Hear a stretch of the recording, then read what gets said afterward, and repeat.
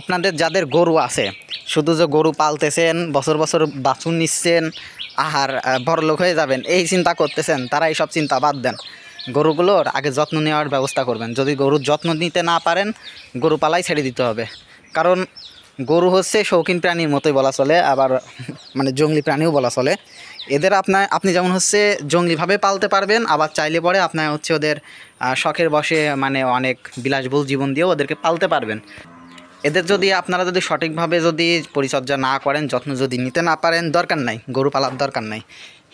এরা মনে করেন যে মানে শুধু যে কিনে নিয়ে আসবেন, অল্প কিছু খাওয়াবেন আর হয়ে যাবে না, এদের সঠিকভাবে খেতে দিতে হবে। শুধু খেতে দিলে তো হবে না, এদেরকে মনে করেন যে একটা রেস্ট বা একটা বাইরের আবহাওয়া পরিবেশ, এর সাথেও কিন্তু একটা মানাই চলার একটা মনে করেন যে মাধ্যম দিতে হবে আপনাকে। যেমন ধরেন আমি এই যে গরুটাকে কিন্তু বের করে নিয়ে এসে রাখছি, মানে এটা হচ্ছে যে ওর মা, এই যে এটা হচ্ছে হাড্ডিসার গরু বলা চলে। এটা কিন্তু দেশি গরু, মানে বড় জাতের কোনো গরু না, একদম দেশি গরু। তো এটা হচ্ছে ওর বাচ্চা, ওই যে আরেকটা বাচ্চা, হ্যাঁ। আর এই যে এটা ওটা ওই যে ওই ঘরে দেখাইলাম, ওই ঘরের আরেকটা গেল কই, সাদাটা গেল কই, যাই হোক।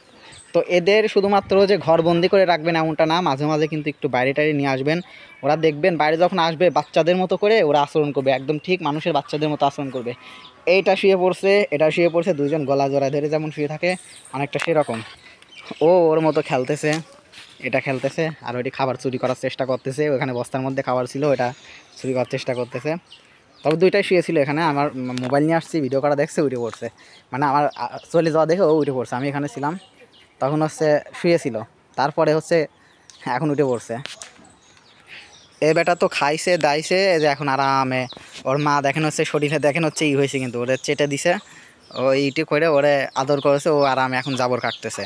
তো আসল কথা হচ্ছে যে গরু শুধু মনে করেন যে আপনি পালবেন, করবেন, মনে করেন যে কিনবেন আর পালবেন আর বড় লোক হয়ে যাবেন, এই চিন্তা বাদ দেন।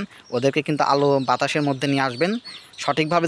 যদি ওদের আলো বাতাসে নিয়ে আসতে পারেন, দেখবেন যে ওরা সুস্থ থাকবে। নইলে কিন্তু অসুস্থতার পরিমাণ বৃদ্ধি পাইতেই থাকবে, দিন দিন কিন্তু অসুস্থতা ওদের বৃদ্ধি পাইতে থাকবে। আর আপনি যদি ওদেরকে আলো বাতাসে নিয়ে আসতে পারেন, তাহলে দেখবেন যে ওদের যে রোগটা যে হয়, এই রোগগুলো দেখবেন অধিকাংশই দেখবেন যে ঠিক হয়ে গেছে ইনশাল্লাহ।